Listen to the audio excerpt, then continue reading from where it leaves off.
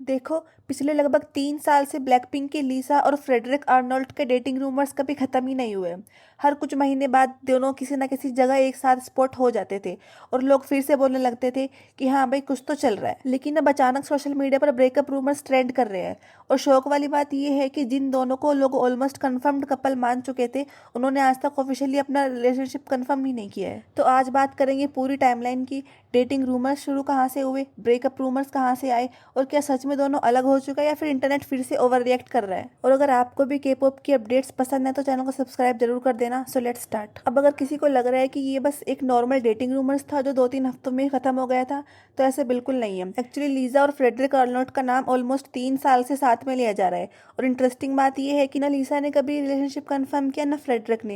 लेकिन फिर भी इतने सारे इंसिडेंट्स हुए कि काफी फैंस को लगने लगा कि शायद ये दोनों बस अपनी रिलेशनशिप को प्राइवेट रखना चाहते हैं। ये सब स्टार्ट हुआ था जुलाई 2023 में। तब लीजा को फ्रेडरिक के साथ कैजुअली डिनर करते हुए देखा गया था। अब नॉर्मली दो लोग डिनर कर रहे हैं तो उसमें कोई बड़ी बात नहीं है। लेकिन यहाँ ट्विस्ट ये था कि फ्रेडरिक कोई ऑर्डिनरी बिजनेसमैन नहीं है, वो बर्नार्ड अर्नोल्ट के बेटे हैं। और बर्नार्ड अर्नोल्ट दुनिया के सबसे रिच बिजनेसमैन में से एक है। उनकी कंपनी LVMH के अंडर लुइस डियोर जैसे लग्जरी ब्रांड आते हैं। इसलिए ये न्यूज़ सिर्फ के पॉप फैंस तक लिमिटेड नहीं रही।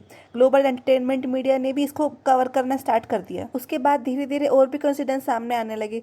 लीजा ने वैकेशन फोटोज अपलोड किए और फैंस ने नोटिस किया कि सेम लोकेशन की फोटोज अर्नोल्ट फैमिली के मेंबर्स ने भी पोस्ट की थी। बस फिर क्या था, लोगों ने अज्यूम कर लिया कि लीजा उनकी फैमिली वैकेशन साथ में गए हैं। बस फिर क्या था, लोगों ने अज्यूम कर लिया कि लीजा उनकी फैमिली वैकेशन का भी पार्ट थी। उसके बाद रोजालिया का बर्थडे पार्टी, फिर लॉस एंजल्स एयरपोर्ट लाउंज। हर थोड़े टाइम बाद दोनों सेम जगह पर स्पॉट होने लगे। और ऑनेस्टली 1-2 बार कोइंसिडेंस हो सकता है, लेकिन जब बार बार सेम पैटर्न दिखे तो नेचुरली स्पेकुलेशन और स्ट्रॉन्ग हो जाती है। फिर एक और इंसिडेंट हुआ जिसने रूमर्स को और भी बड़ा बना दिया।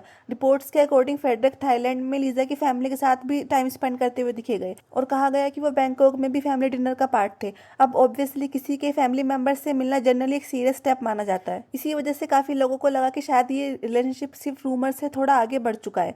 उसके बाद पेरिस एयरपोर्ट वाला इंसिडेंट भी काफी वायरल हुआ, जब लीजा क्रेजी हॉर्स परफॉर्मेंस के लिए फ्रांस गई थी। रिपोर्ट्स आई थी कि फ्रेडरिक खुद उनको रिसीव करने आए थे। और कुछ फैंस ने तो ये भी क्लेम किया कि फोटोग्राफर से बचने के लिए वो कार के अंदर हाइड करने की भी कोशिश कर रहे थे। ये क्लेम ऑफिशियली कंफर्म नहीं है। वैसे सब लोग इस रूमर रिलेशनशिप से खुश भी नहीं थे, लेकिन इंटरेस्टिंगली क्रिटिसिज्म काफी हद तक लीजा को नहीं बल्कि फ्रेडरिक और आर्नोल्ट फैमिली को फेस करना पड़ा। रीजन, उनकी फैमिली दुनिया के सबसे पावरफुल बिलियनियर फैमिली में से काउंट होती है और कुछ लोग बिलियनियर फैमिली को लेकर पहले से ही नेगेटिव ओपिनियन रखते हैं। दूसरी तरफ कुछ फैंस को ये भी कंसर्न था कि लीजा ने अपनी पूरी करियर खुद बनाई है और अब लोग उनके अचीवमेंट से ज्यादा उनकी डेटिंग लाइफ डिस्कस कर रहे हैं। गोल्डन ग्लोब्स के टाइम पे भी कुछ ऐसा ही हुआ।